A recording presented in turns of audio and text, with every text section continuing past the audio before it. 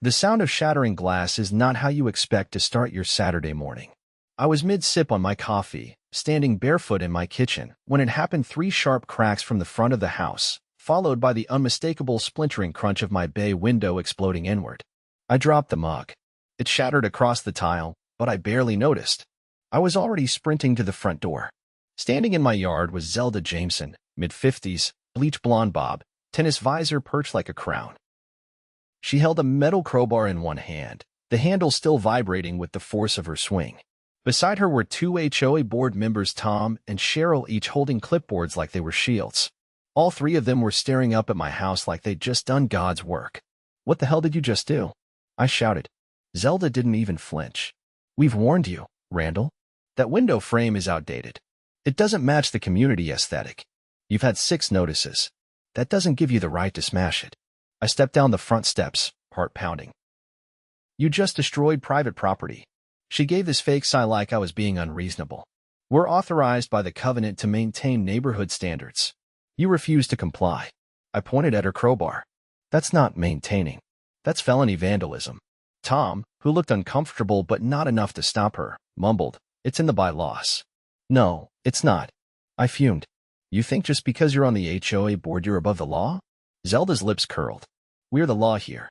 I pulled out my phone. Not anymore. I dialed the police. They showed up 20 minutes later.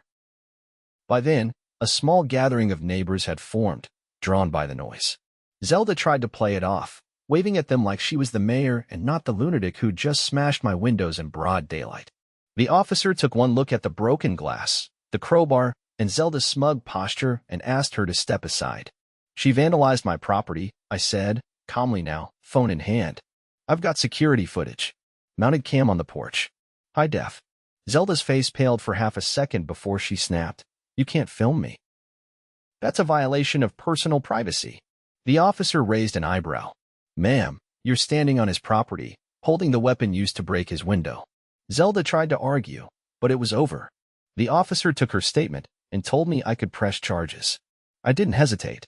She was cited for destruction of property that day. But that was just the opening act. The glass was cleaned up by noon.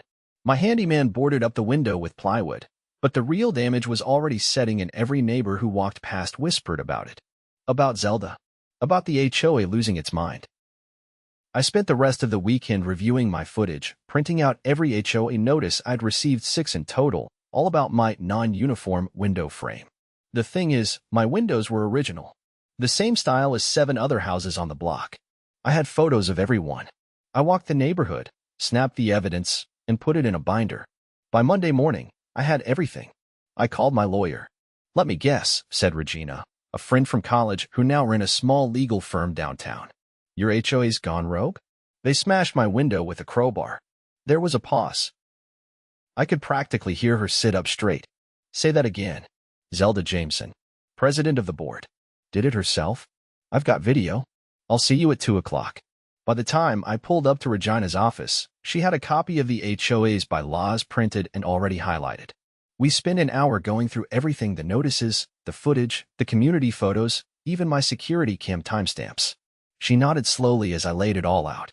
"This isn't just a civil issue," she said. "This is criminal mischief, property destruction, and abuse of authority. You have a slam-dunk restraining order case."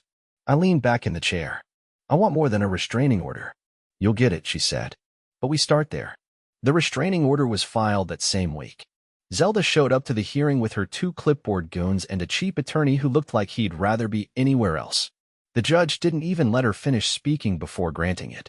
Zelda was officially barred from coming within 100 feet of me or my property. But I wasn't done.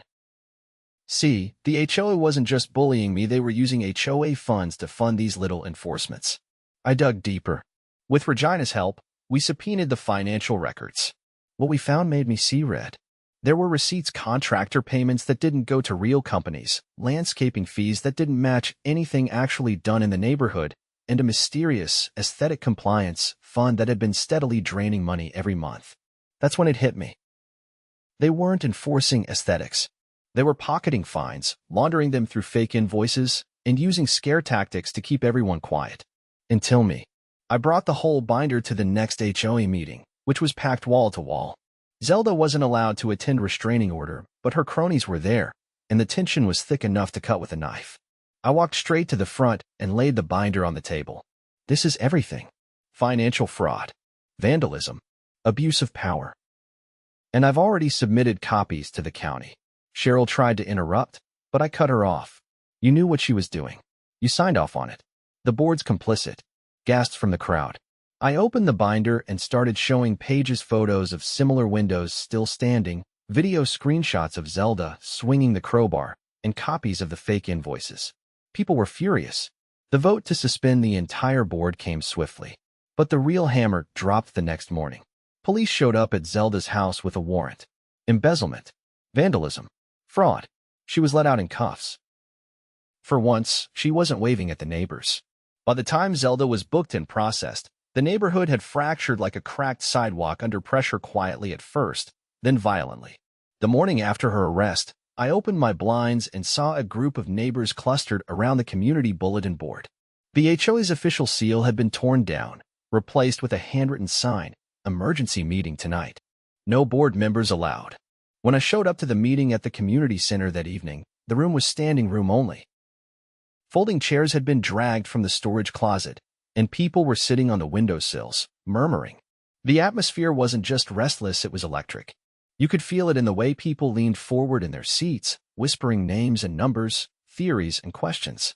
Eli Vargas, a retired firefighter with a booming voice and a reputation for fairness, took the front of the room. He didn't raise his voice. He didn't need to. "We've been lied to," he said, holding up a copy of the HOA's most recent quarterly report. "And we've been funding it." A woman in the back, Maya, from 2 streets over, stood up with a copy of her own. "They charged me for power washing my driveway. Said it was a mandatory service. I did it myself." Someone else shouted, "They billed me for landscaping last fall. I don't even have grass." Eli waited for the noise to settle. "We've got enough here to call a full audit. But we need to vote on whether we dissolve this board completely and appoint an interim committee." There was a pause, a long, tense silence where everyone looked around, afraid to be the first. Then a voice from the front said, "I second the motion." It was Denise, a nurse who worked nights and rarely attended these things. She had dark circles under her eyes and a clipboard full of signatures. "They fined me for excessively reflective windows. I had to cover my front-facing ones with film. I looked up the city code, nothing about reflection." Eli raised his hand. "All in favor of dissolving the current board." Hands went up like wildfire. A few people hesitated, then raised theirs slowly. Not a single hand stayed down. That night, the vote passed. Zelda's board was officially dissolved. The interim committee was formed on the spot. Eli, Denise, Maya, and Ron, a retired postal inspector with a photographic memory and a knack for reading contracts. I volunteered to assist with documentation. No title, no power, just paper trails. The next day, Regina, my lawyer, called me with news that stopped me mid-bite of toast. "The DA's office is opening a formal investigation," she said. "They're treating this as organized financial misconduct, possibly racketeering." I set my plate down. Racketeering? That's mob level. Exactly. Zelda wasn't just collecting fake fines, she was funneling them through a shell company registered to her niece. The invoices? All fake. But the payments? Real. Your HOA dues were being siphoned into private accounts. I exhaled slowly. How bad is it? There's over $60,000 unaccounted for in the last 2 years.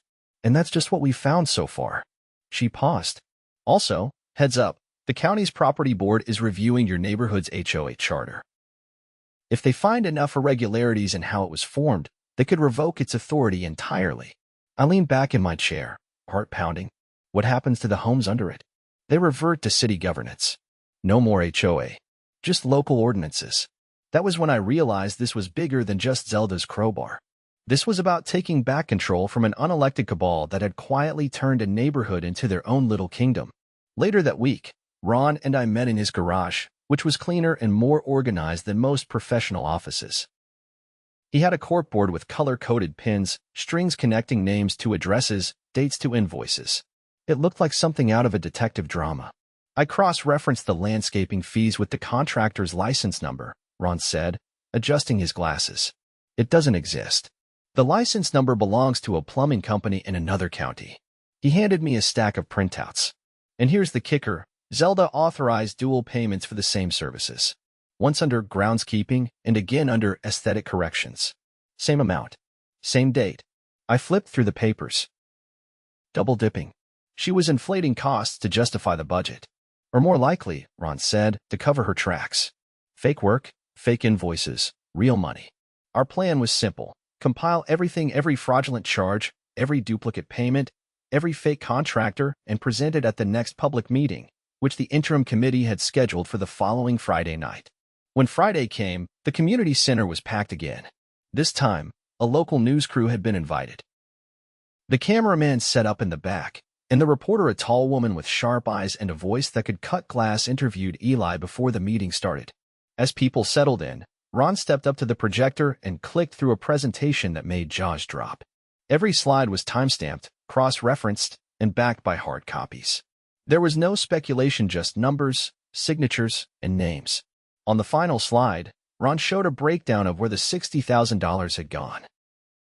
The largest chunk had been routed to a company called Pinnacle Aesthetic Services, which, as it turned out, was registered to an address that didn't exist. Denise took the floor next.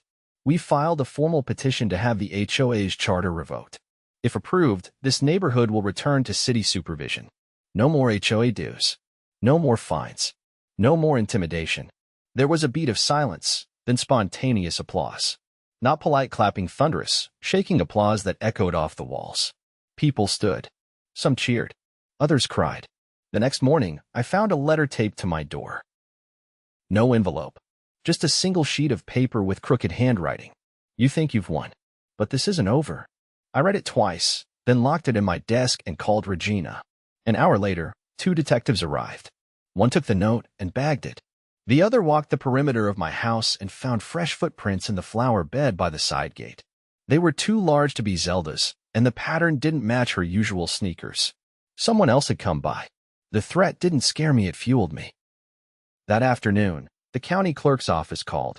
The HOA's charter had been officially suspended pending a final hearing. In the meantime, Zelda's accounts were frozen, and a forensic audit had begun. Every board member who had signed checks or approved expenditures was under review. I walked down the street that evening and saw neighbors outside talking, smiling, helping each other fix fences and repaint trim. Not because they were told to, but because they wanted to. That weekend, I passed Eli and Maya stringing up a new community message board, one without locks, without seals, just a corkboard and pushpins. You know, Eli said as he hammered in the last nail, I think we forgot what a neighborhood actually is. Maya nodded. It's not rules. It's people. I looked around. Families were out on porches. Kids rode bikes. There was laughter again. Whatever came next, hearings, trials, maybe even restitution, we were ready. Because we weren't just fighting an HOA anymore. We were rebuilding a community. It had been 6 days since the audit findings were revealed and the interim committee took over. 6 days since the community began to breathe like it hadn't in years. But on the 7th day, things took a darker turn. I was sitting at my desk, compiling a detailed timeline of HOA communications for the city council hearing scheduled next month, when my phone buzzed with a message from Ron. He never texted unless something was urgent. The message was short and direct. You need to get to the storage unit. Now. The HOA kept old paper records in a rented unit a few blocks from the neighborhood. Ron and Maya had authorization from the interim committee to go through the files.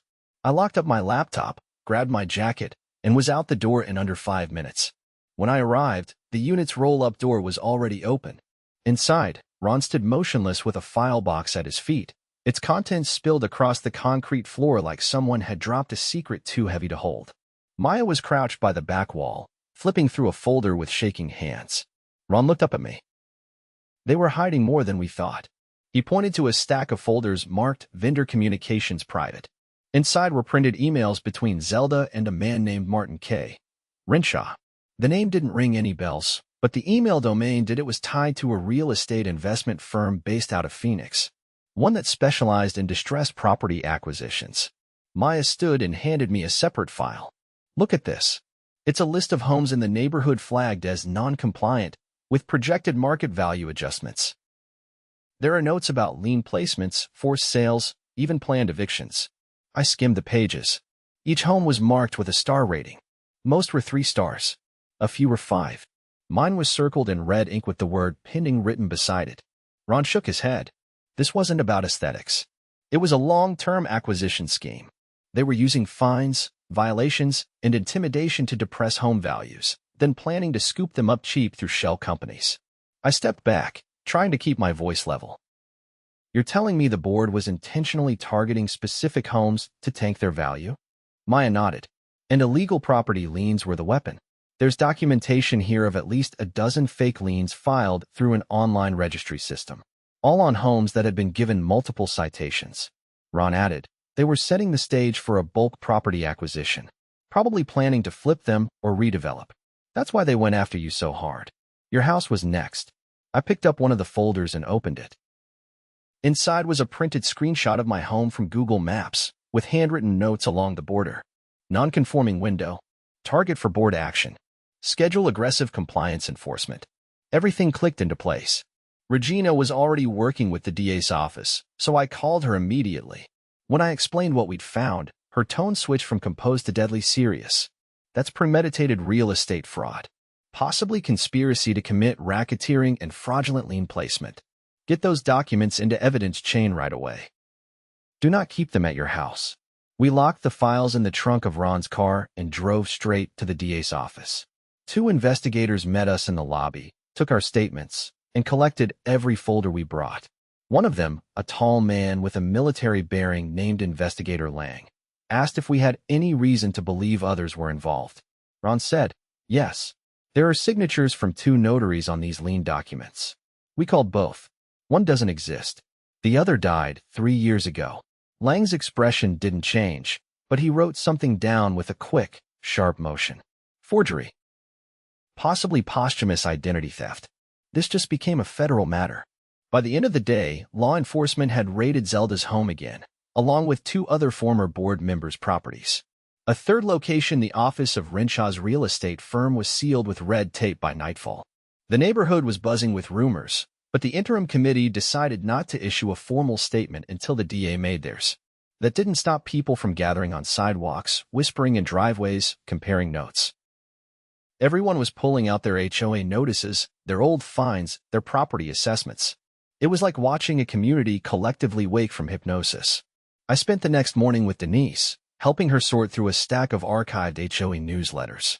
She pointed out something I hadn't noticed before: the frequency of citations always spiked right before a new property tax assessment cycle. And the targets were always homes with older residents, single-income families, or out-of-town owners. They were banking on people not fighting back, she said.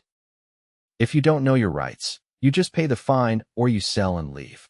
It was systematic, cold, calculated, and it explained why Zelda had been so bold with the crowbar. My resistance wasn't just annoying to her, it was disruptive to a scam that had been years in the making.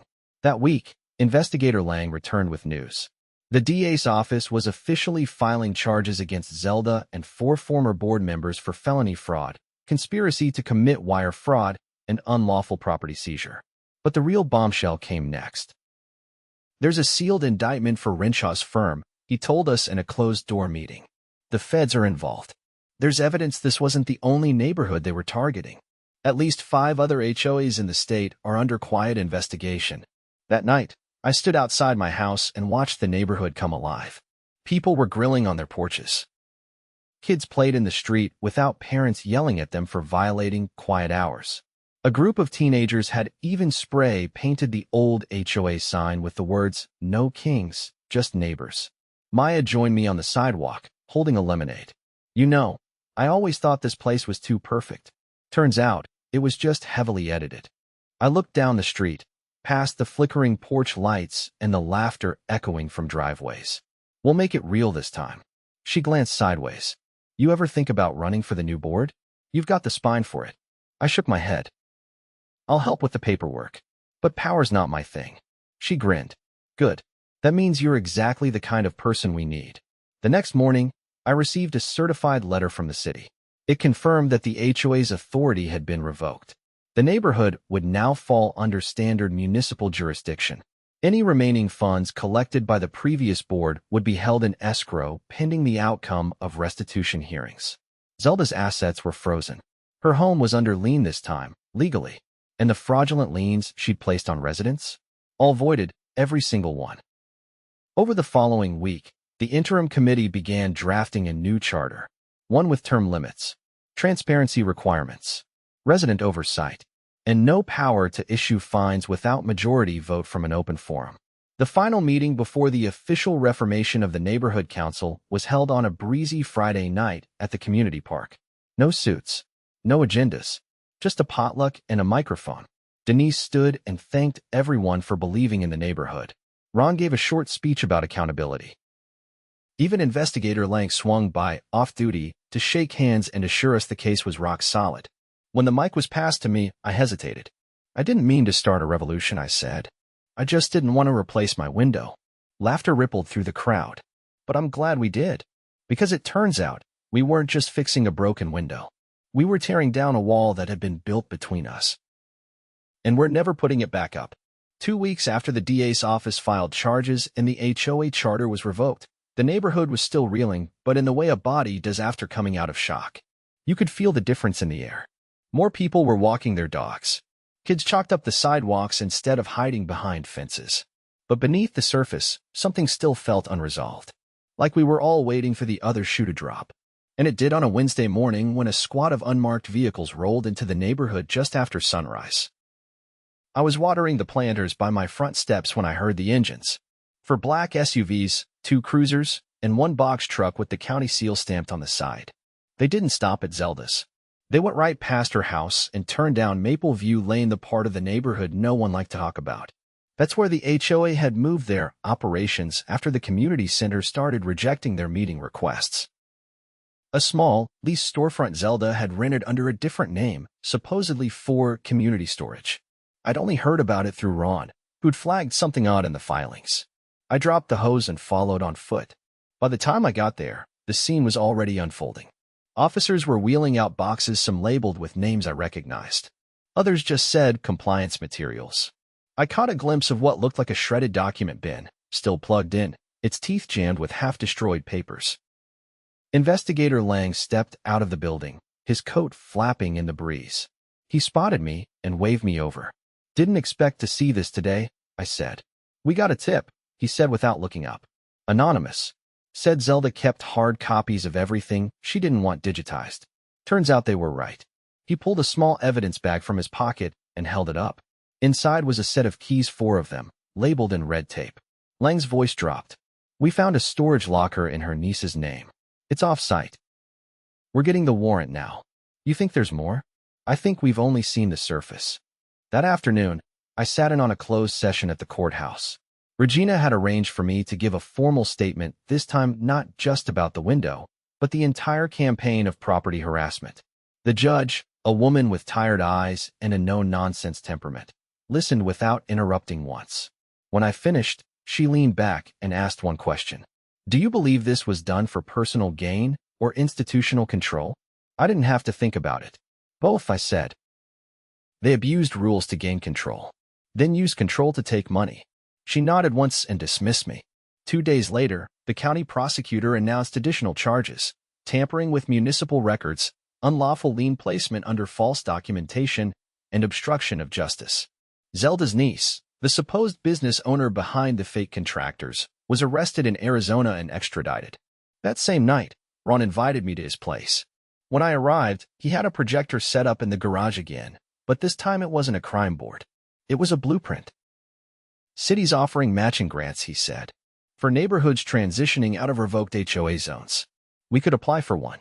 Use it to build a real community center, not just a meeting room, a place for kids, events, classes." I stared at the plans. They weren't elaborate. Just a clean, open space with wide windows and a shaded garden out back. Simple. Honest. Who'd run it? I asked. Ron smiled. "A council. Elected. Rotating seats. No lifetime appointments. No fines. Just volunteers." I nodded. "It's doable." He flipped to the next slide. "And we use the restitution fund to pay off any residents still saddled with debt from fake fines. Full reimbursement. Retroactive." There were over 3 dozen affected households. Some had paid thousands. Others had moved out entirely. Denise had already tracked down 3 families who'd sold below market, because the board made their lives unbearable. One of them, a single mom named Trisha, had moved 2 towns over and was still paying legal fees over a lien Zelda filed 6 months ago. I met with Trisha that weekend. Her new home was smaller, tucked behind a row of industrial warehouses. Her kids were playing with dollar store chalk on the curb. "I didn't think anyone would come," she said when she opened the door. "I figured once I left, I was just a line in their ledger." "You were never just a line," I said. "You were a target, and we're making it right." She cried, not loudly, just one quiet drop that slid down her cheek before she wiped it away with the back of her wrist. "You're the first person from there to say that." We helped cover her legal fees. The restitution fund, once frozen, was now under interim committee control, and every dollar was tracked, logged, and distributed with receipts. Ron had built a system with triple audits. No one touched a cent without full documentation. By the time the RICO charges were officially filed, the neighborhood had transformed again. This time, from an exposed victim to an organized force. The interim committee held open meetings twice a month, no closed doors, no private votes.